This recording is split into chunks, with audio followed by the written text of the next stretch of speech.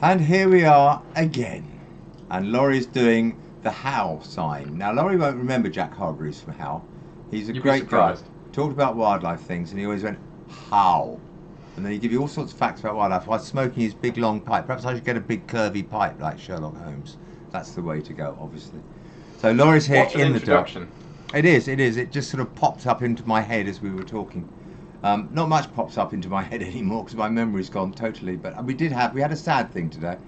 Somebody who volunteered with us in 1995, Peter Closier, died recently. His funeral's next week.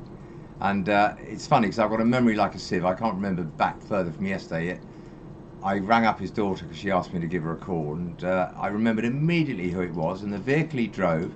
He was obviously very close to me, and we both got very tearful because apparently in 1995 I'd written a letter, and the first line was, "I very seldom write serious letters like this," to thank him for his help. And she then dissolved into tears because she couldn't read the letter, which then made me dissolve into tears because I couldn't listen to it. So it was an interesting phone call, really. There was a lot of during the phone call. But Peter Closier, you can't hear us because you're not here anymore, but you're a great volunteer. He was really the first person really to start doing our rescues for us, Laurie. This was probably before you were born, nearly. Almost certainly. Yeah, almost certainly. But no, he had a red Dacia or whatever they call them, a little Jeep thing, and he used to fly off all over the place. And his daughter said, "We always used to hate you, Simon, because we would just be sitting down for Sunday lunch, and I'd ring him. I'd say, Peter, we've got a fox stuck or a badger stuck or a swan stuck," and he'd rush off right in the middle of lunch and leave them all to it. So she sort of likes me now a bit. But no, it's sad, really. All the old ones are dying. There's only me left, really. I get really excited now when I speak to somebody older than me, because it means there's a chance for me yet. So anyway, guys, welcome. Thank you. Laurie says we've been going for nearly 2 years now on this. It's terrifying. It's quite and you know, in all that time, Laurie still can't afford razor blades, which really upsets me. It's just you know, why did I shaved? I remembered I shaved to do it because otherwise I get trouble from one of our watchers who gets very cross when I don't shave. It's because you have time to shave. Some of us are working and can't do it in that time. Okay, we'll let that stand for now. But I will answer that later on. But I don't want Laurie walking out in the middle of the live chat because it gets very embarrassing. Because Abby has to do it all. Abby's here in the corner. Whether we'll see her face today a little bit. No, she's always in the dark. You can't see her. The darkness that is Abby. Yeah, you've got to turn that light on when you flick across to Abby like that.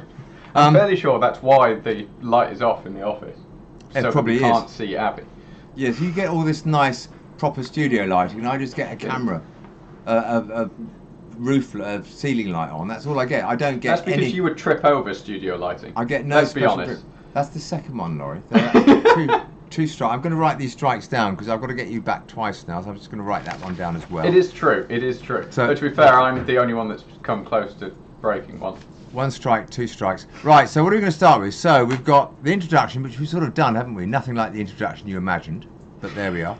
None of these ever go how I imagined or how I wanted them to go or anything. It's more fun like Can I just say, we have a full list here of things that we should actually talk about and get to, and we talk about these before we go live to make sure that Simon knows the full story of everything that goes on so that we're all on the same page, and then as soon as we go live it all goes to pot and we go off on random tangents and we get about 1% of this done. Like I said to you before, I make it up as I go along. I have no memory. And when I did a radio show for years called Eco Hour on one of the big Surrey stations. And everybody, all the presenters always used to go in 2 hours before the programme to get themselves prepped up and read all the paper. I used to roll up about 1 minute before we were due to go live, and everybody was always terrified.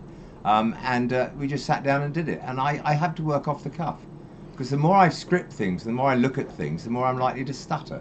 So if I don't know it's coming, I don't stutter. But if I've got it worked out and I know what I'm going to say, because Laurie said, oh, you've got to talk about that, that and that, I'm very likely to stutter. So you can only find out more about that if you buy my book, which is My Wildlife, Simon Cowell, an autobiography. Oh, and you corporate shill. There is a massive plug, guys. So yeah, it's everybody reads it, says it's quite good. I think they're just being nice to me.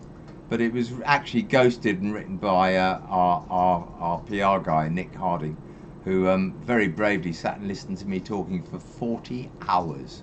40 hours. And he wrote I don't think even I've done that. No, you haven't, definitely. You always walk out long before that. But he wrote the book. It was 170 odd thousand words, and he had to cut it back to 73,000. So all the juicy bits that I wanted to leave in, he took out. Because the publishers rang him up and said, we don't really want to be sued for this book. Yeah, so anyway, by juicy bits you mean libel, don't you? Yeah, possibly. Yeah, I can libel quite a few people if I really get my mind to it. But no, it's if you want to read, it's a good read. And I've got the other book, which has obviously been around for a while, called Owl's Dream. I think it's called Owl's Dream, isn't it? Or it's not. You keep saying that. It's the called Owl with the Owl with the Golden Heart. Okay. The Owl's Dream was the running title you had for it back in about 1970 or something. I didn't write it. It's never been a title. I didn't write it till 19. And when I start writing it, you were still at Man. I've got the draft manuscript somewhere, and I think probably 1970 something I started writing it. I used to write it on my train journey to work. I used to do a chapter a day when I was on my train journey. Anyway, Laura, let's get back into. I'm going to read my bit of paper now. Look, I'm reading it because I'm so scared of you. Go on, you can say something now. It's about time you spoke. I've been speaking you're not for even ages. going to read off it when you say you're going. No, it's boring. Can we just say one hello to everyone in the chat? I think we may be having issues with Facebook. It's up now, so hi to everyone on Facebook as well. Sorry for any issues with that. And thank you for all of the comments that have already come in, and a special thank you to FXP1688, who we all know as Sven, who is the greatest human being on planet Earth. I think it's probably close to say that now. Who has once again donated 100 euros to us, which you've done for coming up to 2 years now. No, actually, every time Lawrie, we do one of these, which is insanity. He has missed 3 or 4 weeks, so I expected to see at least 400 euros pop up this time. Sven, you're letting me down, guy. You're letting me down. Next time you come, I won't be so nice to you. You know. I will translate from Simon. That means thank you. Yeah. Okay. Then. But Sven is writing, good evening everybody, hope you're doing well on your island. How do you get around to your calls when petrol is harder to get hold of at the moment? Do we have to wait a lot for it? So there's may needs a bit of context here for you guys that are in the US or abroad. So here in the UK we've got a bit of a petrol issue going on at the moment. There's been a bit of a media frenzy about potentially running out, and we've not run out. Everyone seems to be running around like mad people and buying everything. So it's actually very hard to find petrol. Most places are out of stock, and if they have them in... Sven just gave another 100 euros. Oh, so now I feel guilty. I feel guilty now. Sven, I'll tell you what. Why? The first time we had COVID, Sven, we had a massive... Well, we didn't have a massive shortage at all, but everybody rushed out to all the supermarkets and bought loo rolls. And no supermarkets had any loo rolls anywhere. So when Sven next comes over, I'm going to give him as a gift from me a whole 16 packet of loo rolls. There you are, Sven. It's made it all worthwhile, hasn't it? Never say we don't give back. We don't give you anything. A 16 pack of loo roll. What more could you ask for in life? And I will do it, providing I remember, because I've got a memory like a sieve. But 200 euros for a 16 pack of loo roll. Jesus. Let's go Thank more. Thank you let's very do some much, more. Sven. You are Sven, absolutely mad, but you are absolutely incredible.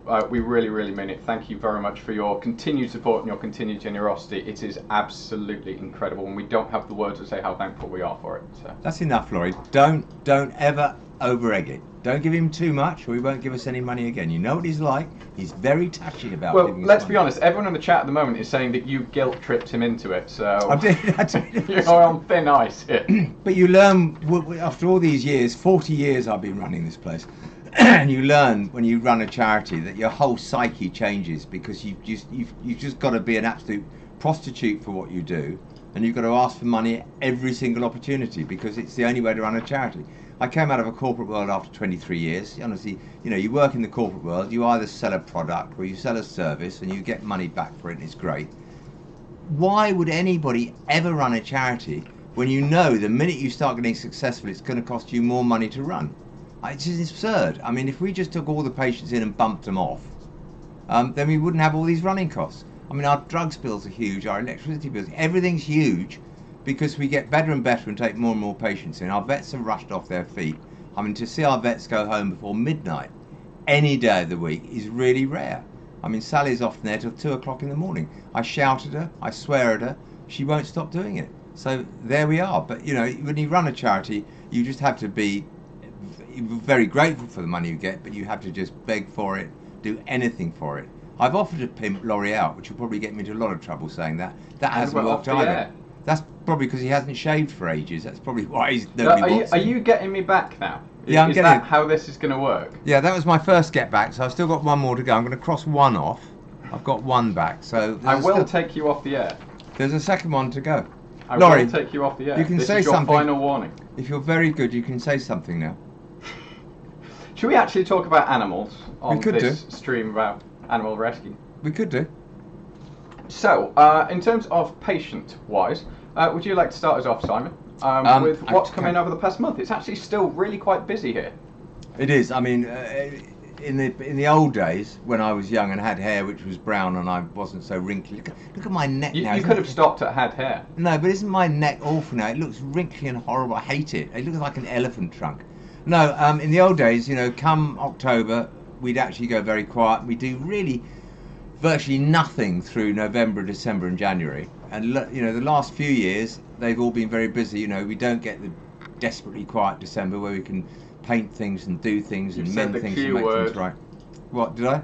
Yeah, you said the Q word. That now means we've got 48 rescues this evening. That's excellent. But, in those days, we didn't get the rescues we get now, and we had time to do stuff and mend stuff and refurbish stuff. The winters now aren't winters anymore. It's just like one big sort of autumn come early spring. You don't get the winter, so people keep bringing things in. I mean, I was still mowing the grass in November last year. Absurd. I mean, nobody used to mow the grass in November. So I am really aging myself now, right? This is why I've got the wrinkly neck. But rescues have been coming, not thick and fast, but they've been coming quite regularly. We had one not too long ago, which was a fox, which was in a middle of a fountain in a park in Richmond. And he'd be apparently sitting in the middle of this little sort of island with the fountain above it and water all around him like a little moat for about 3 days. And we went out there he is sitting in all the green horrible yuck.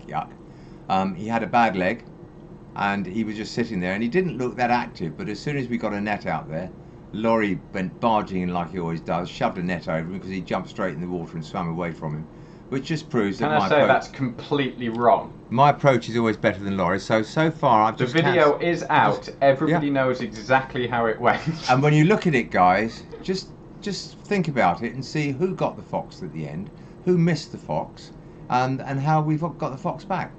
But do you have any idea which rescue we're talking about? Because there wasn't a miss. There was only one attempt, and you had the net and caught it. You shoved the thing over there to grab him, and he just vanished into the water, swam round to me, and said, "Simon, please rescue me. I don't want Lawrie anymore. I'll come to you." So Many people have said that. And then he came. And actually, he's very close. Tomorrow, I think, Lawrie and I have said we're going to take him back. So back to Richmond tomorrow. It'll be quite late at night because Richmond's quite busy. There's not a lot of quiet places there, but he knows his territory, so we need to get him, because he's an adult fox, we need to get him back to where he knows. So he'll be going back to very posh Richmond. Very posh houses, Lawrie, in Richmond. Bit expensive, frightfully good news. And we'll get him back there, Lawrie, shall we? Jolly good show. Hello to anyone from Richmond. Yeah, you're all very wealthy, just give us some money. Give us the money. No, so he's going back tomorrow, that's good. What else have we done? Oh, you can talk about Tawny owls.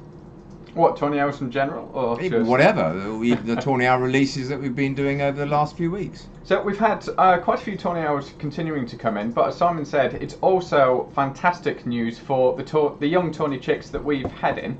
So as you know from watching some of the videos, we do try and put as many young Tawny owls back in the nest as we possibly can. We do sort of go up the trees, try and stick them back in, and monitor can I just them for a qualify while that, Lawrie?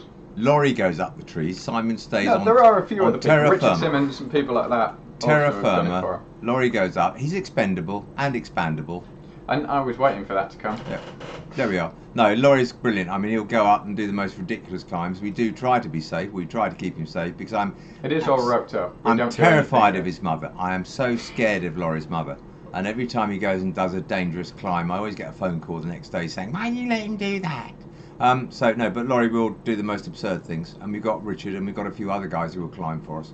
But it is normally Lawrie, to be honest.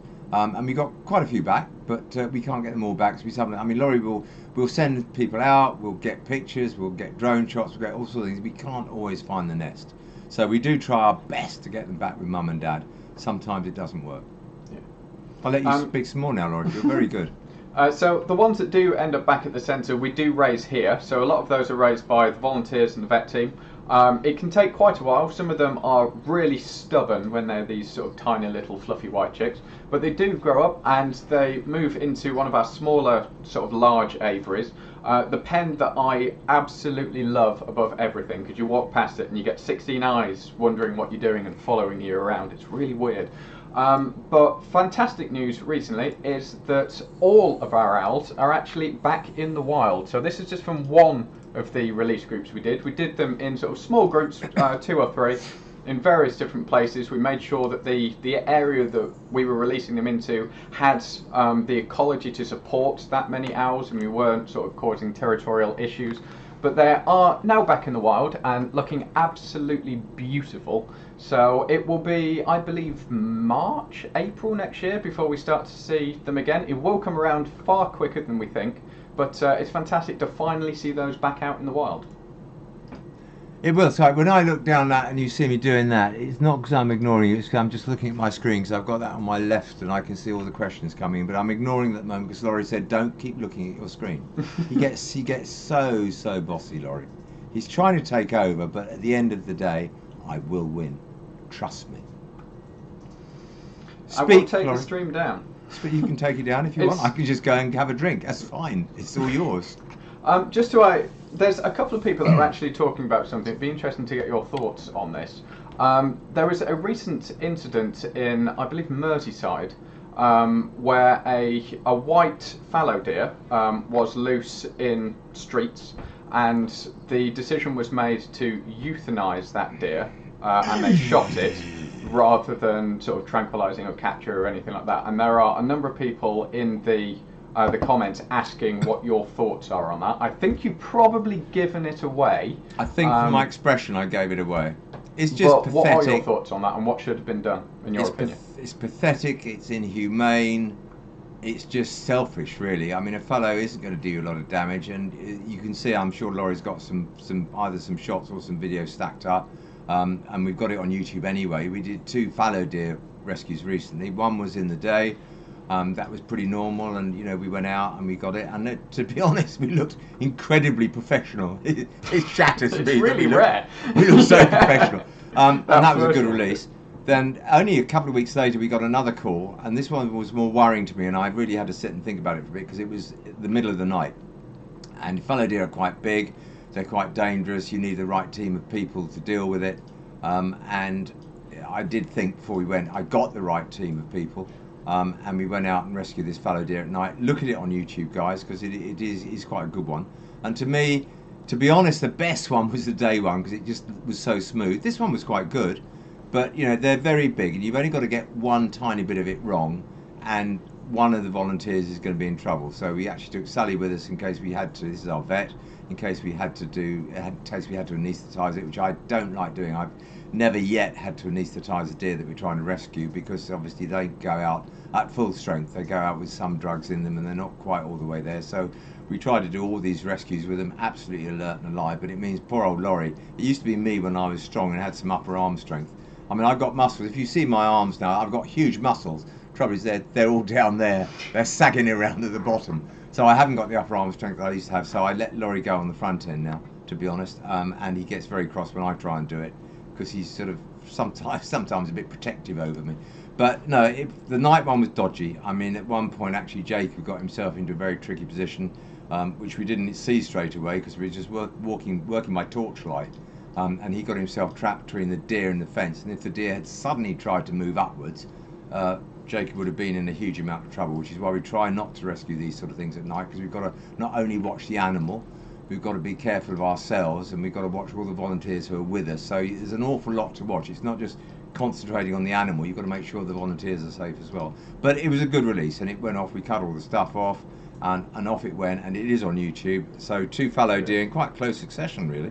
Yeah, we've had quite a few, actually. And you showed not one picture of that, Laurie. Not one picture. Well, I was talking about that in an animated fashion. Not one picture came up. Not one. Oh, okay, there you go. Have a picture. Thank you. Excellent. Don't strain yourself. There you go. There is another picture. Oh, another picture. My God. So, but you can see how dangerous that is at night. They have got big antlers. They are very strong. They're about twice or 3 times the size or weight of a roe deer. And obviously all deer are strong anyway. You think they've got little fragile legs, but they can do a massive kick to get them over a 10-foot fence without even thinking about it. So incredible strength. And when they thrash their heads around, it's very dodgy. I mean, you always know when I'm not around, because we get a red deer rescue. I just say to Lawrie, we've got this call, I'm not in tonight. Off you go. You go and do red deer. I've done one red deer now. In 40 years, I've done one red deer rescue, which didn't end well, to be honest, for the deer, because it had a leg that was just thrashing around. It was broken. But they are huge. They are enormous, and you could not. I don't think anybody could, even if you had 3 or 4 of you, I don't think you could jump on a red deer and keep it down. I think you'd be in big trouble. To be honest, even with roe, if they don't want you sort of sitting on them or controlling them, you won't be. No. You just have to hold on, and you will be dragged around and chucked left, right, and centre. And a male roe is probably only about 25-30 kilos, even the really big ones. And the strength in them, and then the fallow deer, which are about 80 kilos, and then reds are 200 kilos. So you're a fly to them. If they want you to go, if you ever see a red deer rescue and Lawrie jumps on it, it'll be a great video, because you'll just see the deer running off into the distance with Lawrie on top of it, going, ah! That's happens with red deer. But no, red deer are really serious things. You'd need a lot of people, and I think that is probably one of the deer, if it was in a position where you had to cut it out of something, you would have to knock it out first, because I think you'd all be at too much risk. Yeah, it's interesting. Whilst we were doing the fallow that we were just talking about, the one at night, we were originally told it was a seeker deer. So seeker deer, they're a little rare around here. There are sort of pockets of them around Surrey. But a seeker deer is about halfway between a fallow and a red in terms of size and strength. So we were originally sort of wondering how it was all going to work, hence why Sally came along in case we did have to sedate it. Luckily, when we got there, it was a fallow. It was a big male fallow, but we have yet to, as far as I'm aware, deal with a seeker deer, which could be a little more problematic, but we'll see. Watch this space, guys, because it could well happen. What else have we done, Lawrie? What else have we done?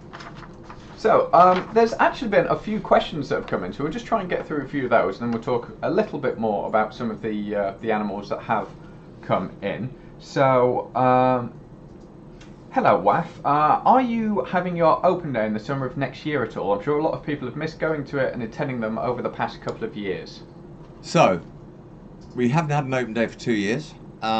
We will obviously look to do an open day next year, but it all really depends on COVID. I mean, it depends whether we have to go into one of these semi-lockdowns again. It depends how it's going, how it's coming out. I mean, hopefully next year we will have an open day.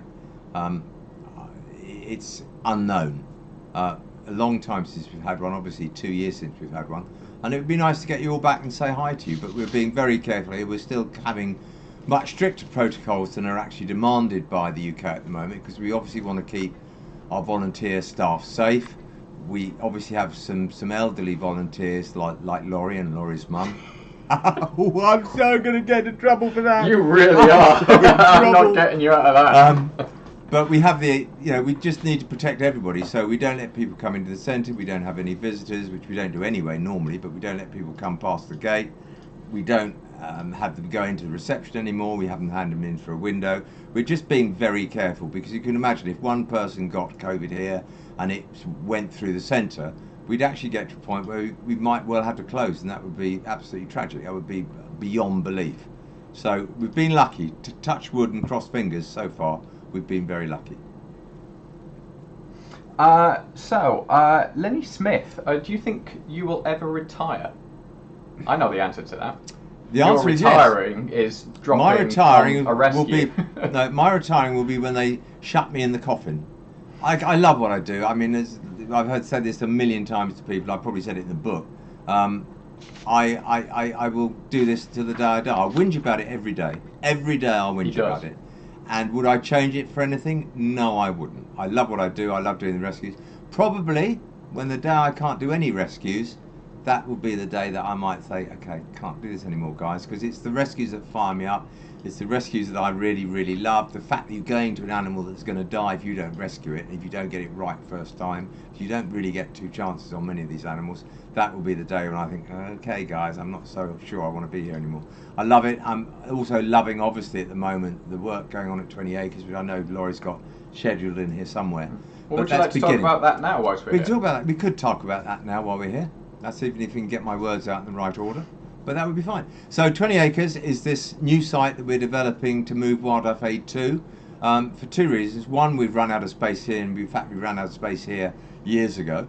But the most important reason is when I die, we can't stay here. It's all written into all sorts of council legal stuff that when I die, wildlife aid can't be at Randall's. So we bought this new site. It's beautiful. It's bigger than we need really, because it had a beautiful stretch of 12 acres of the site. It's right next to the river.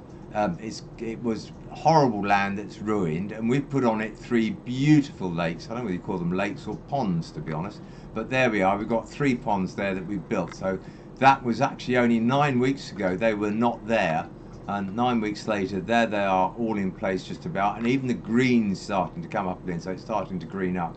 We're going to do some planting there, but we not only will it be our gift to Surrey's wildlife in the fact that it is a beautiful, it's like a wildlife corridor, but it will just prove also beyond all doubt that wildlife can live quite happily right next to the busiest road in the UK. So that was the M25 that's right next to us. They're the 3 lakes.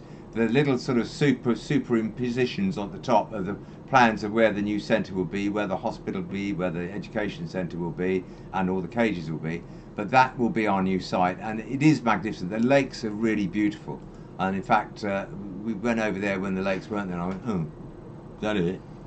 Then they half filled the lakes, and I got a bit excited, but not very.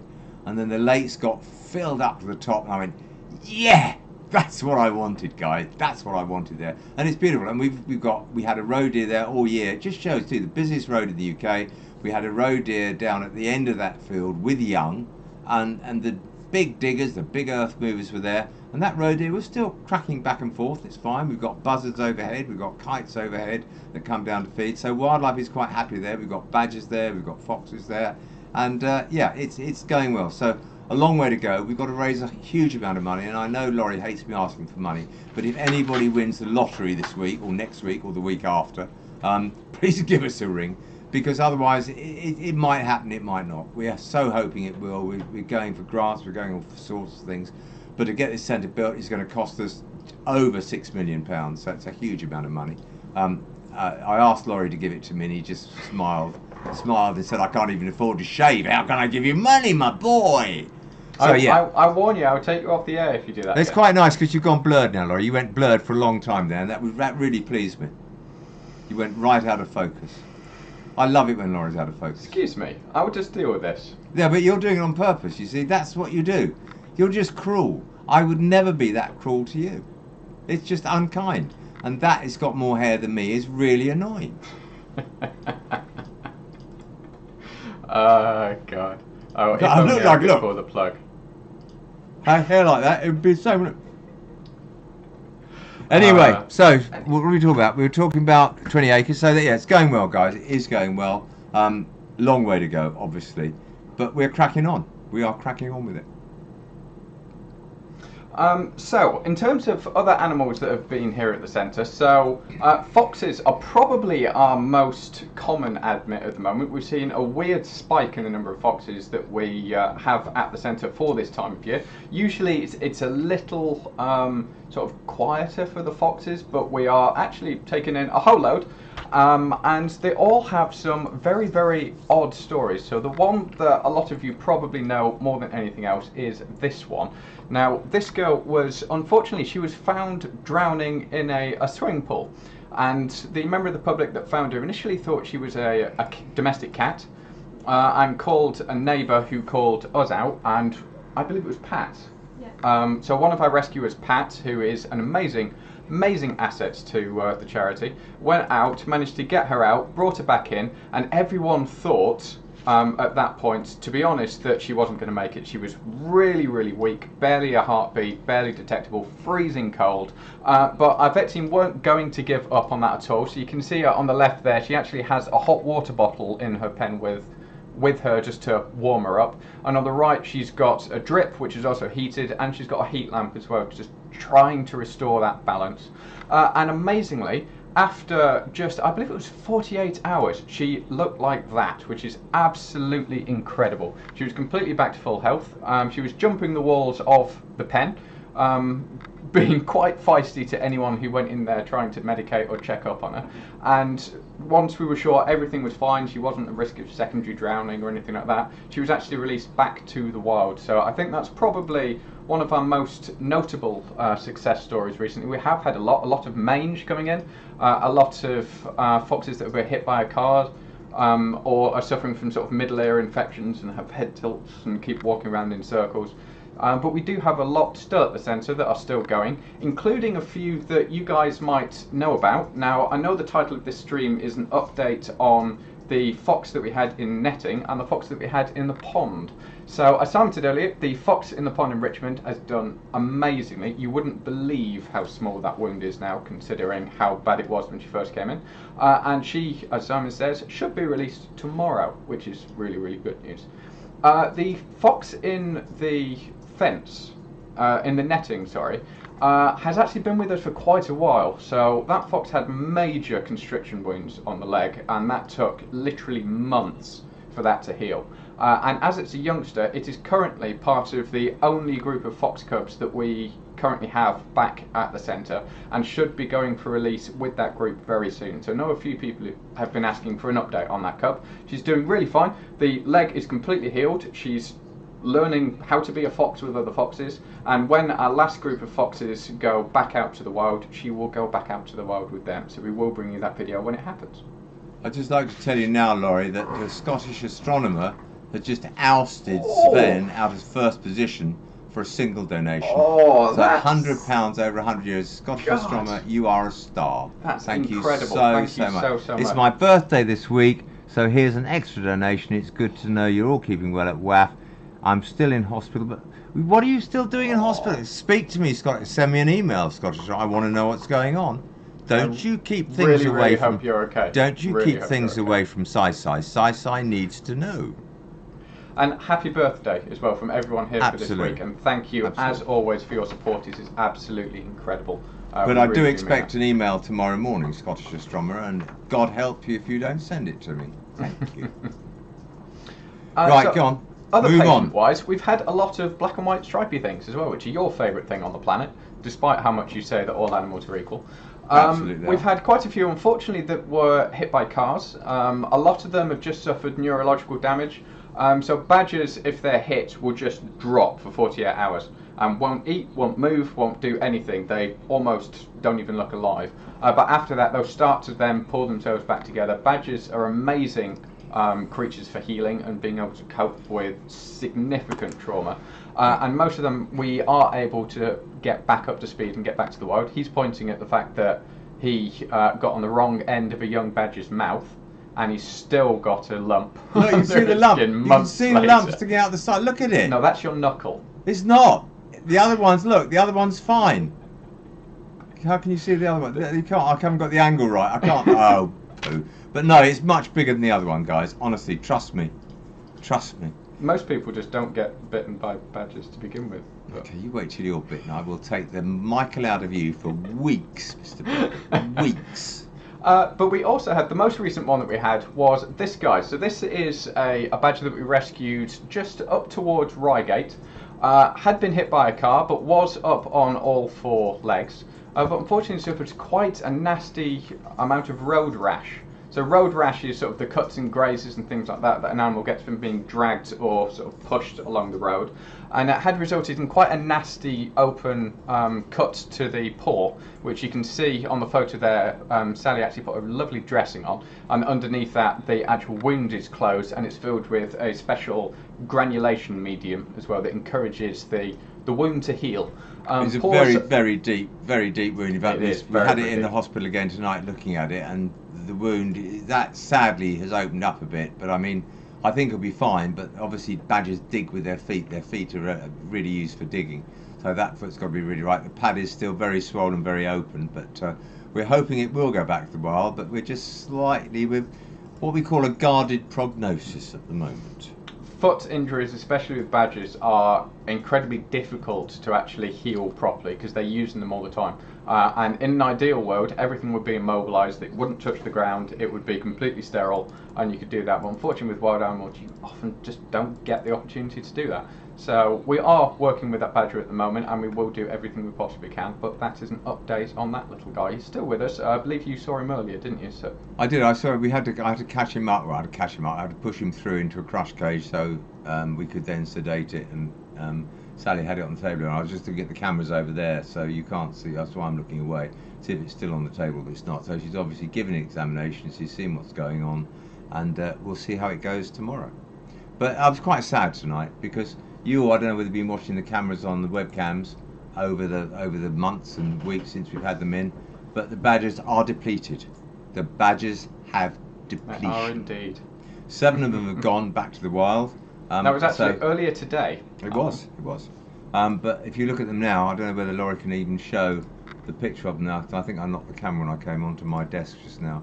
But they're in the chamber now. But there's not so many now. They don't look as crowded as they were this morning. So 7 have gone. Halved our badger population. Yeah, 7 more to go later on. But they're doing fine. They'll be fine. So they'll be out tonight playing. And my girlfriend's very soft with them. She keeps taking them great packets of mints, which she makes me pay for. And raw mince is as close as you can get to worms, really. We often used to do a worm fest, but it was so expensive. But they do. It's funny. They've never seen a worm in their life, probably since they were babies, because they were still, when we got them, they were still drinking milk from their mum. They come in here and they see the first worm, and it's carnage. You chuck a worm in and all hell breaks loose because they're all after the worms. Perhaps we might do a worm fest, but we haven't got a lot of time. We might do one next year, Lawrie. We'll save up for it, guys, because it's so expensive when you buy, you had to buy 3 kilos of worms, which is a big pot, and it's massive amounts of money. So mince will do for now. But yes, as Simon said, 7 have gone back out to the wild. That was actually early today. So they're in their soft release pen. So with a lot of our adult animals, we will soft release rather than hard release. So they have a pen with a custom built sort of fake artificial badger set in there. And they will be in there for a good couple of weeks, if not a couple of months, just getting used to the day-night temperature changes, the neighbours, the sights, the smells, everything that goes with the wild. And then what we do is we'll open the doors and we'll keep feeding them in there and gradually reduce that food down, and it just gives them a much gentler way of getting back to the wild and learning to fend for themselves, rather than just shoving them back in and suddenly if there's rain or anything like that, they're not quite prepared for it. So they don't know where to live, have they, really? I mean, we're a lot of centres now, a lot of big centres actually just hard release baby badgers or young badgers, this year's badgers. I don't agree with it. I mean, they over the time since they've been with us, which is February, they've built up a social group. I know we're halving that social group, but they're all still together. And to put them straight out, where the only way they stand a chance is finding a set quickly, getting on with the other badgers quickly. This way, they'll be in there. The wild badgers will come in and have a sniff and have a look around. They'll get used to each other, and then when they're released out, at least they'll know the sense of the other badgers, and they'll know where they go back to. This is a good area for badgers. There are some there already, not too many. But these 7 will go out and join them in a beautiful part of Surrey, which we never name. But it is stunning. We went out there this morning, a great sight, and great people who are housing them. So if you are watching people who are housing them, not to mention names, thank you so much, because it gives those 7 badgers a great start in the wild. Beautiful sight, absolutely beautiful sight. I want to go and live there, really, Lawrie. I asked them if they wanted to adopt a grandfather, and they just looked at me as if I was insane. Which I probably am, but never mind. Let's be honest. That's life. So, there are a few questions that have come in that I've noticed over on YouTube. The first is, are you ever worried when you're out on rescues about picking up infections, things like rabies or mange or anything like that? Infections like that are very serious, and I normally catch them off Lawrie. Laurie's always the one to get them. I'll take you offline again.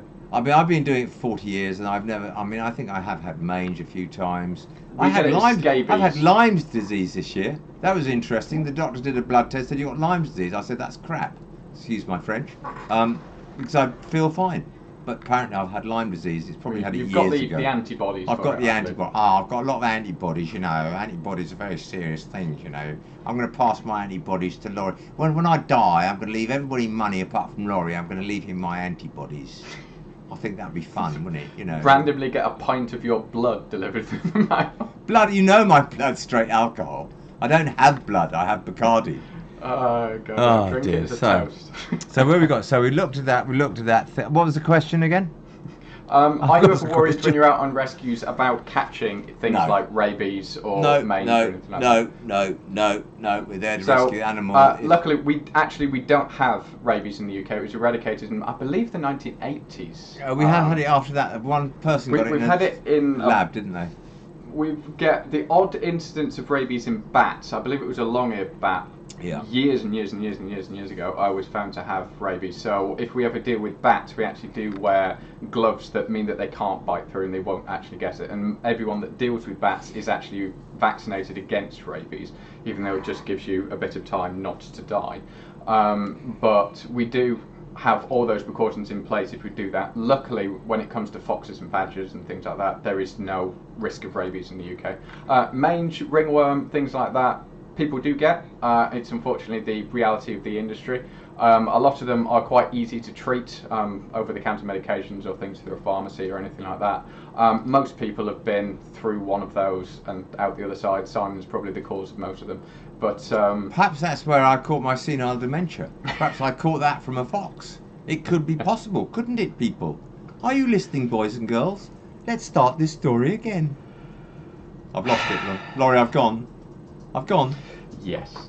So, Lorna's asked, we've got some very, very mangy foxes in the garden at my work in Sutton. They're always out in the daytime and look really unwell. Would this be something that you could treat?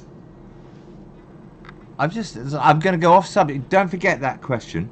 But this is why you're never allowed to Linda chat. Harwood has said, Simon, blood sausages for the right donation.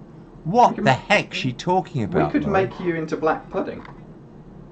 I don't understand it, but never mind. No, we'll leave that alone because that's very strange. Very strange. What were we talking about? Go on, I told you to remember what we were talking about because I shan't. This is what... so, Lorna, we have some very mangy foxes in the garden at my work in Sutton. They're always out in the daytime and just look very unwell. Would this be something that could be treated? Yes, it is. Everybody says get a lot of people ring up. Oh, fox got mange, got to be put to sleep. It's going to die. It's going to die. I ain't going to make it. No. But mange actually is the same as scabies. Humans get scabies.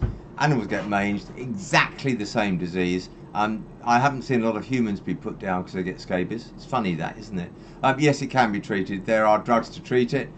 To be honest, they get mange often because their diet's not as good as it might be, and if you just supplement their diet for a while, it often brings up their resistance. They don't die from mange, they die from the secondary infections that are caused by the mange. So you get open wounds, you get a bit of pus, you get nasty stuff going on. Unless they're really strong and their immunity system's good, they could succumb to mange. There are pills and medicine you can get for mange, which we give and we use regularly, but actually a good diet will actually stop mange. It's rather like, I'm going to go off to you, Lawrie, I hate this now, so I'm going on a tangent now. It's like TB in cattle. The reason cattle herds get TB is because the farm, I'm going to get in so much trouble for this, and I love it because I used to be a farmer. The management of the farm is not good. They don't get a strong enough diet, a big good enough diet, and they're susceptible to things like TB. If you give them the right diet and it's a strong, healthy herd, they'll be absolutely fine. So it's like animals as well. If they get the right diet, they're strong, their immune system is strong, then they will be absolutely fine. So mange is curable, absolutely no question at all. You can hasten that cure by giving them the right medication. There's several medications you can give, which we do give foxes that come in here. But if an animal's got a healthy diet, it will be absolutely fine. Maybe if you gave Lawrie a healthy diet, he'd be able to shave every now and then as well. But there we are. C'est la vie, hein? C'est la vie. My little Jerry, you know. Armpit Boys has just commented, who's putting Simon to bed? It's actually, we only let him out of his box to do things like this and the odd rescue. That's why some of you said you've not seen Simon in some of the videos recently. It's because we kind of lost the key and we couldn't get him out of the box. We had him locked in there for 3 weeks out of the month. To be honest, no one really noticed, but he kept banging the walls. And That's third strike. That's another one. Oh, in fact, 2 strikes for that one. So I'm going to get twice. I'm going to get you back tonight before we go off air, Brayley. You're so in the poo-poo.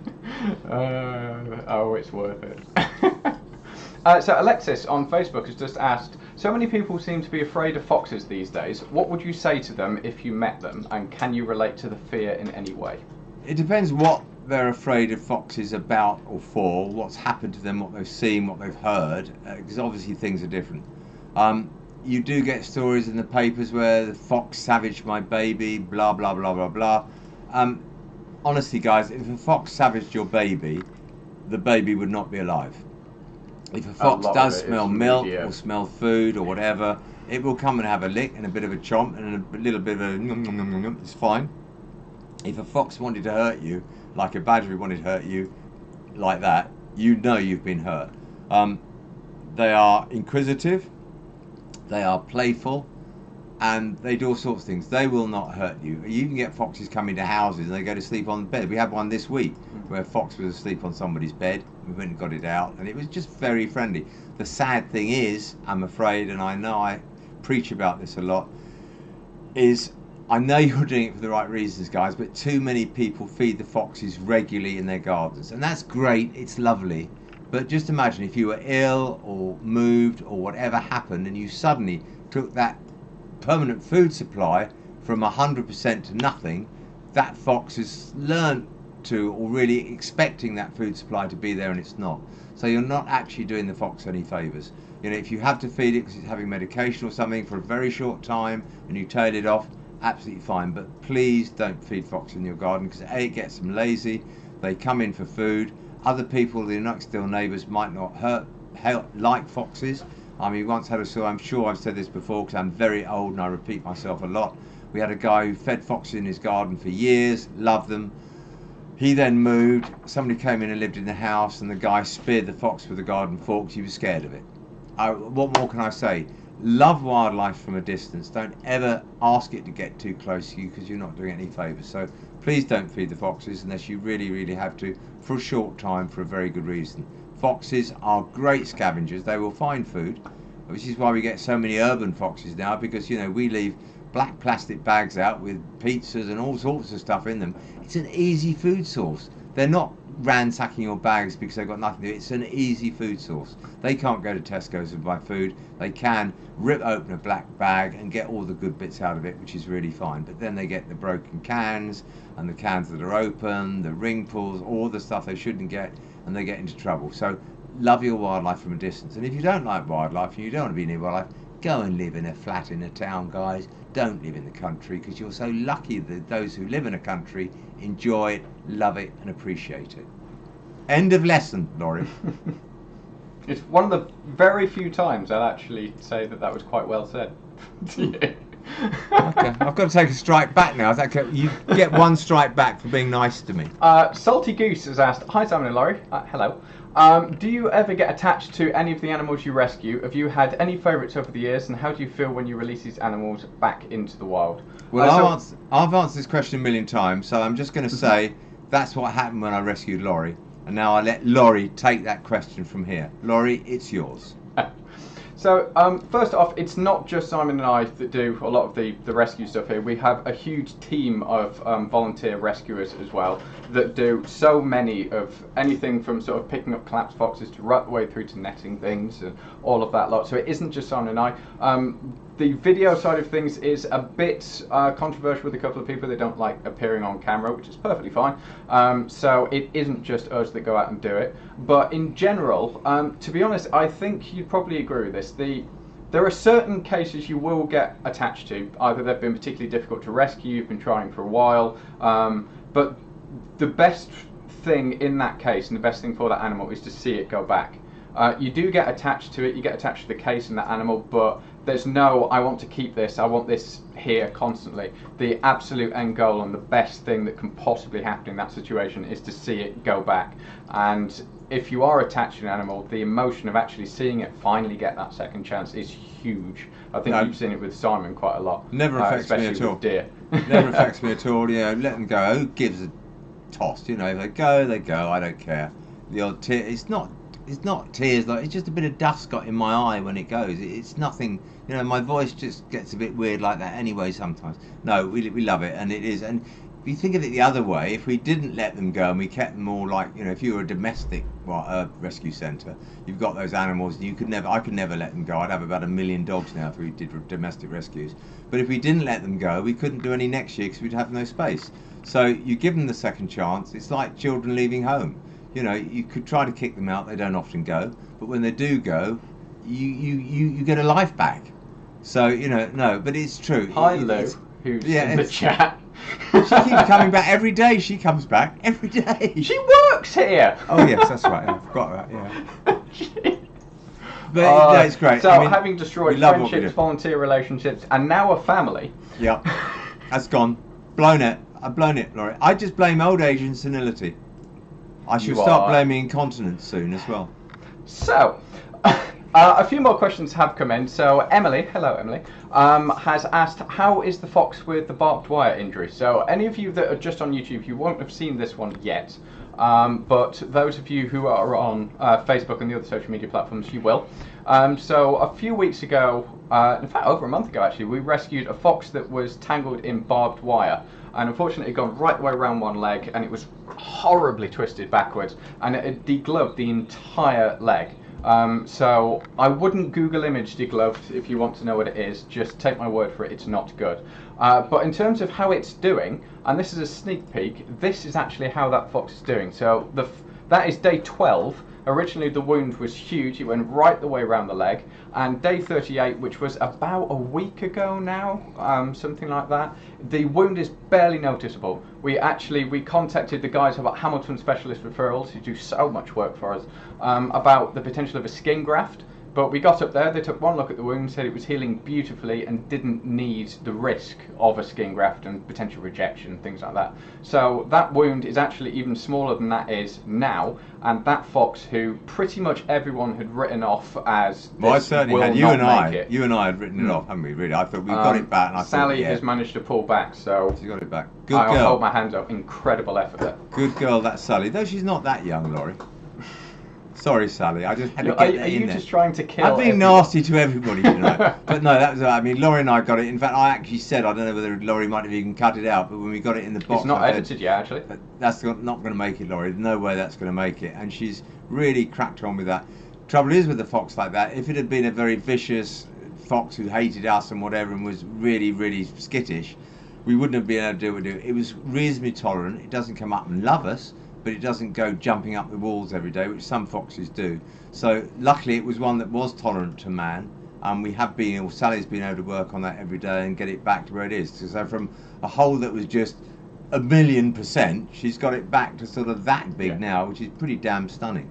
And so, can we also say as well, the way that a lot of that's been done is through something called a hydrocolloid dressing, which is a special veterinary dressing that encourages healing, but that's needed to be changed twice a day. So as those on most of our social platforms know, we actually put out a fundraiser, because they're really expensive to get hold of the size of the dressings that we needed.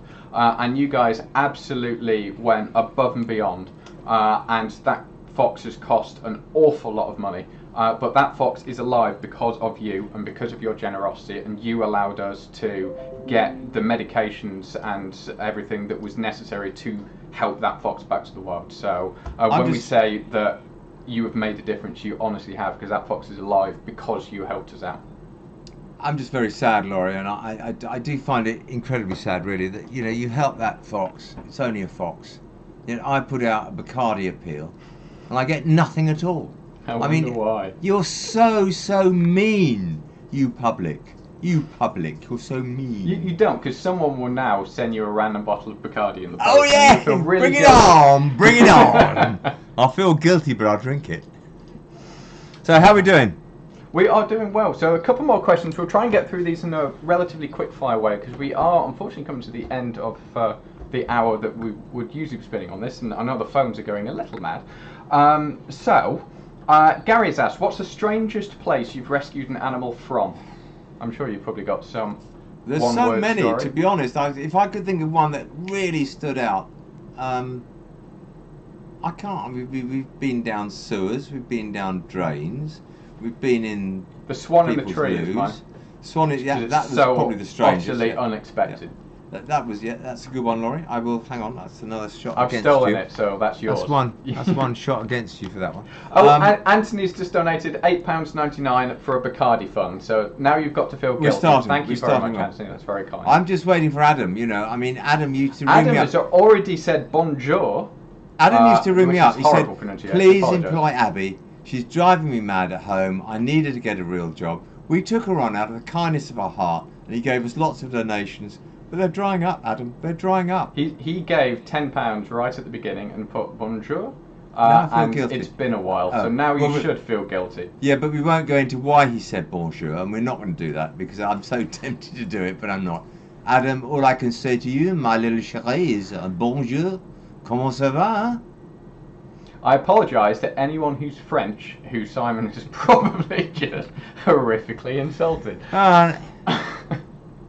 Is Abby making comments at your side, Lawrie? Fantastic work with the fox. So we will pass that back on to Sally. She may be watching, but she's probably, to be honest, still up at the centre, still working on other things. We will pass those back. Thank you very, very much. Look, if you quickly go onto the cameras, Lawrie. Go onto my cameras. There's she's obviously talking about a patient which is in a cage on the scales, and she's discussing what she's going to do with it. So here she is at what are we now? 8 o'clock at night, which is really halfway through the day for Sally. But she's obviously discussing something and getting people to come and have a look at something that's in there. I don't know what it is. We're never told. We live and learn and die. That's a bit weird. I am weird. Oh, there's Ron. Look, one of our oldest volunteers. Oh, you missed him. Ron was there for a second. Ron's been here for more than 20 years. He's been here for a million years. 24. It's quite scary, actually, how long Ron's been here for. So, back to a couple of questions. I've just lost all my cameras. Come back, that's cameras. Probably because you've been toying around with the software, which you know is horrible. I pressed them all too quick. Oh my God! I'll come and sort that in a minute.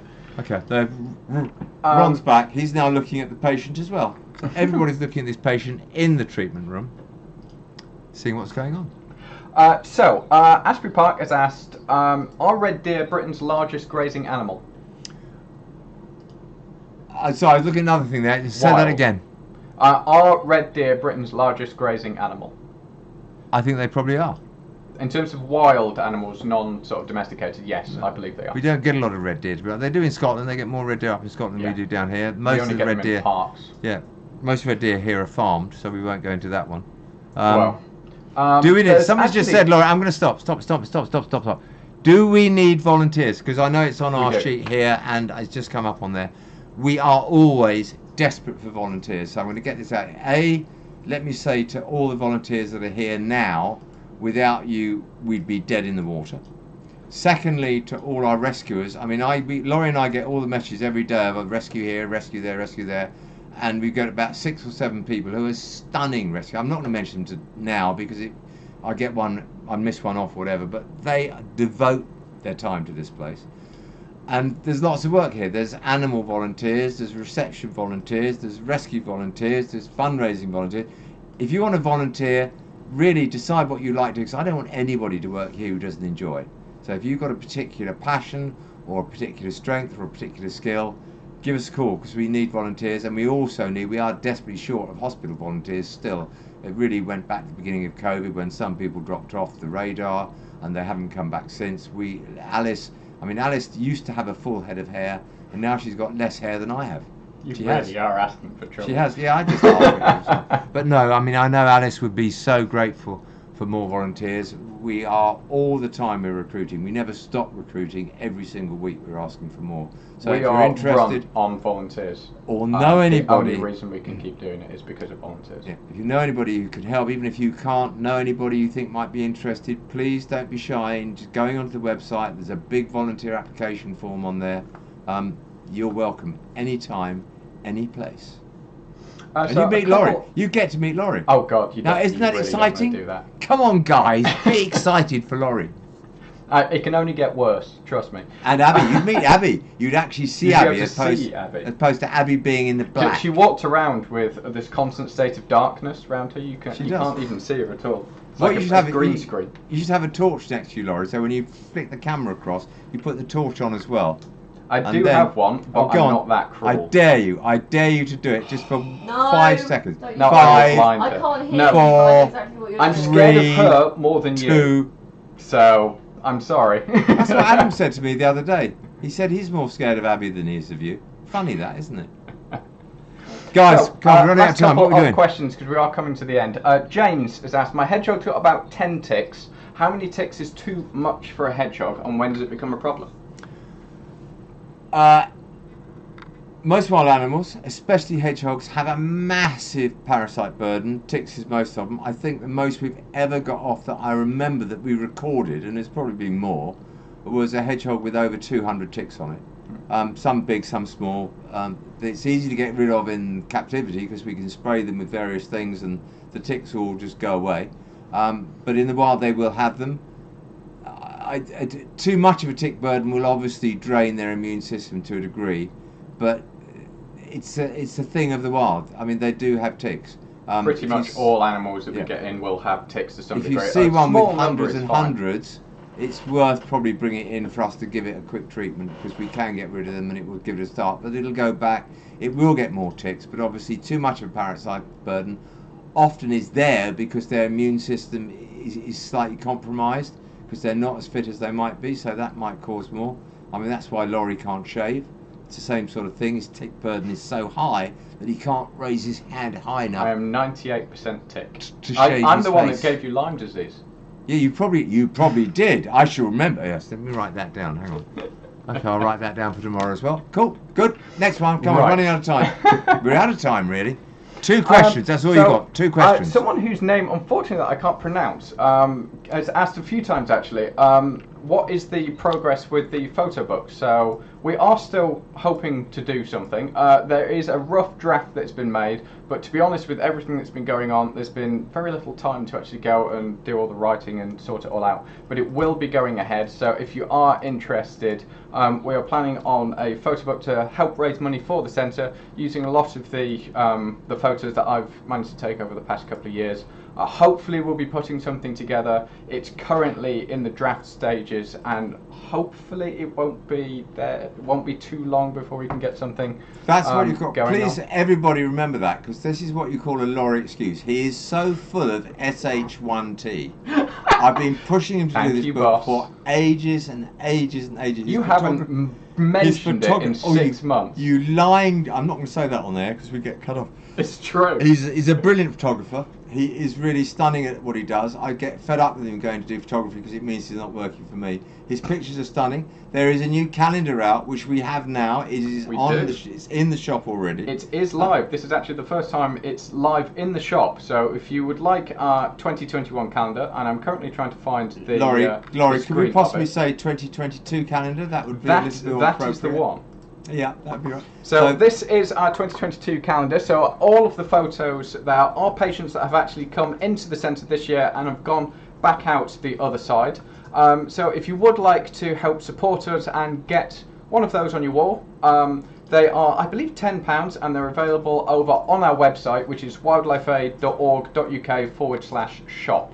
And are these your photos or any of Abby's photos? We were talking about this earlier. I believe it's 3 of Abby's, or 4 of Abby's. 4 of Abby's. Lawrie is such a male chauvinist. Laurie's a real male chauvinist. He had to have the most. He wouldn't have put up with it if I didn't choose them. They were chosen almost exclusively by Lou and Alice. It depends what you show them, Lawrie, doesn't it? It depends what you show them. They have access to the same server as we do. Oh, you're so full of it, Brady. No, it's a great calendar. Some lovely, lovely pictures in there. Lawrie and Abby are both great photographers. I have to say Laurie's better, otherwise he'll leave and he'll upset me again. You're lucky she can't hear you. Well, it probably is actually, but she probably will when she plays it all back. But no, great calendar. Please buy it. It supports Wildlife Aid. It supports the animals that we look after. And it's sadly, I've got to say that most of his photos are in focus. Some are a bit soft focus. Mine are far better. Can I just say, back in the SOS days, this will be very, very quick. Back in the SOS days, there was a bit to camera where Simon was taking photos of, I believe it was puffins, and doing this full, oh, it's so good taking these, rah, rah, rah. And in the edit, Jim, who was working on at the time, deliberately put a blur over every single photo so that when Simon looked at the edit, he was astounded that none of his photos had come out in focus. And it took years before you were told that the blur had been put on in post. I was very upset. We had 2 cormorants in a tree the other day at 20 acres. We were and a kingfisher. Yeah, and a kingfisher, but I didn't get the kingfisher, I didn't have the camera. So I bought a camera, I've left it in the back of the Land Rover, but we had 2 cormorants just basking in a tree. Whether it's soft focus or not, I've no idea. Lawrie hasn't even seen them yet, the camera's still in the car. But we have got a camera because we do get some great things down there. We get little egrets, we get all sorts of animals down there, and we're going to try to start to make a video, not a video, a stills the diary of what we see on the ponds, because the ponds really 9 weeks ago weren't even there, and now the one thing we have got, and I'm no way I'm going to take, I should make Lawrie take these pictures because I'll never get them. We get the most magnificent array of dragonflies on the ponds flying around that speed. Good luck. And there's no chance that I will ever get any of those in photos. But I mean, they're not the little dragonflies; they're the great, big, beautiful ones. Southern hawkers. I went down one morning, and there were probably over 100 or 200 just flacking around the edge, and I didn't even bother to get the camera out. So I thought I should muck that up. I didn't let Lawrie get it out because I didn't want him to embarrass himself by not getting it either. But we will get some. I think the thing that I'm excited about with the new centre is when we start teaching down there and we start doing classes and lessons down there, we're going to build up a photo wall. I can see it now. We're going to build up a photo wall of everybody who got a species that we hadn't had before. So we can build up over the years a whole species, all the different species that people managed to capture pictures of, and the first one to see the first of this species, and I think that'll be so much fun. So here we are, we're not at the new centre, I've already got the photo wall designed and in my head, and for people who are listening who don't actually understand my head, it is my vision. My vision is what it is, and that photo wall will be absolutely superb. It's a vision. Life is all about a vision, and you know who I'm talking about, young lady. Actually not so young, but youngish lady. Vision, all about vision. Photo wall is on the way. So last question before we wrap up with a couple of little bits of information that we've got at the moment. Andy has asked, what if you catch an injured Sika or muntjac deer now that you can't release them? So for a bit of context, I believe it was 2 years ago, even something like that, in December, there was a rule change in the UK that meant that the intentional release of certain species was illegal. And that includes things like certain types of geese, grey squirrels, and all of that lot. And as you know, it's something that we've been fighting both sort of out in public and behind the doors in legal terms ever since that happened. So in terms of the law, it's a bit tricky to sort of work out where it all sits at the moment. But if an animal, say, is stuck in a fence or anything like that, you are actually allowed to let them go off-site, on-site, and just sort of let them go. That's perfectly fine, that's perfectly legal. What you're not allowed to do is bring that animal back to the centre for treatment and then release it from there, as far as I'm aware. That's a real sort of grey area in terms of it, but in terms of Sika or muntjac you do require a licence to deal with. You can get those. I believe Sika aren't, but I'm not 100% sure because we've never actually had to deal with one. I'd just like to say to all the legal companies in the UK, Lawrie will be I do not represent Wildlife Aid, representing Wildlife Aid. After that, he never lets me talk about things like that. And there he just flowed into a massive sentence about when you can and when you can't. And he's going to cut me off. You know he's going to cut me off. Is that one of my dogs up here? Yeah, he's hungry. One of my dogs is hungry. He's gone into Siabi. She actually knows she's a soft touch. No, so yeah, it's a very contentious point. We don't, to my mind, an animal release like that has not been in captivity. We had a squirrel in a house the other day, which I know Laurie's going to start to get funny about. Yeah, a squirrel in a house, it had got in by mistake. We didn't ever capture it. We stopped it in a net and let it out of the back door into the garden, which is probably a video that you might see quite soon anyway. That, to me, is not captive. It's a squirrel gone into the wrong place. Only 3 days before, I'd been in a house over the other side of Surrey, and there were 2 tawny owls had come down the chimney. They were sitting on the pictures in this room. I mean, very pretty. This great very old sort of 1800s picture, massive great oil painting with an owl sitting either side of it, which is quite spectacular. And we let those go straight away as well. That to me is not captive, and if anybody wants to take me for court for that, I welcome it, and I will see you there, guys, because I will love that fight. And if I lose, I'll just say I'm Lawrie Brayley. Simple, easy. Lawrie, we've got to go. We're in trouble. Yes. We're way over the top. So we've got last couple of things to mention, including Who actually what says we're that? going to get onto for our next live stream. So our next live stream is at the end of October. I believe the 27th. Let me just check the calendar. Yes, Wednesday the 27th of October is our next live stream. But for that one, we actually want to focus on dispelling common wildlife myths. So anything that you have heard of, things like a swan can break a man's arm, anything like that, any things that you feel are completely true, well, many people believe that they are, but you're a little unsure about, we would love to discuss it and sort of either research it ourselves or give a bit of feedback in terms of what we've done here at the centre over the past 40 years. So if you do have any myths that you would like us to talk about, Abby's actually going to stick down in the chat a link to a Google document. And if you could leave everything in there, we'll sort through all of that lot. And then this time next month, when we come to it, we will be able to look at that and go through as many of those as we can, because some of them are actually quite interesting. For example, the whole swan breaking a man's arm one.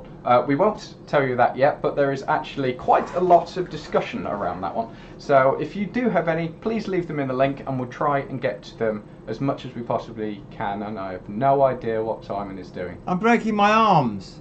I'm showing broken arms, Lawrie. I'm going. It's it. Guys, we're way past 8 o'clock. Thank you so much for being with us again. Thank you so much for the donations. And Sven, yes, I do feel just a tad guilty. And Scottish Astronomer, I do expect an email tomorrow or tonight, please. We hope you're well. We really need to pursue this. We really do need to make sure you're fine. And we love you all, basically. I think that's about it, Lawrie. Do we love you all? We do. And Abby loves you all as too. always, to every single one of you for all of your support, donations, comments. We say this every time, but we cannot function without you. We're not funded by any governments or any grants or anything like that. We can only do what we do thanks to your generosity. So watching this, donating, sharing, even just liking and commenting is a huge, huge help, and you are making a massive difference. So thank you so much to every single one of you. Our next live stream will be on October the 27th, and we'll hopefully have a lot more news. We haven't actually managed to get through a lot of it, so we certainly will have a lot of news by then.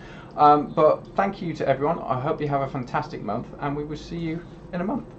From the man with a wrinkly neck and the man who hasn't shaved, God bless you and thank you.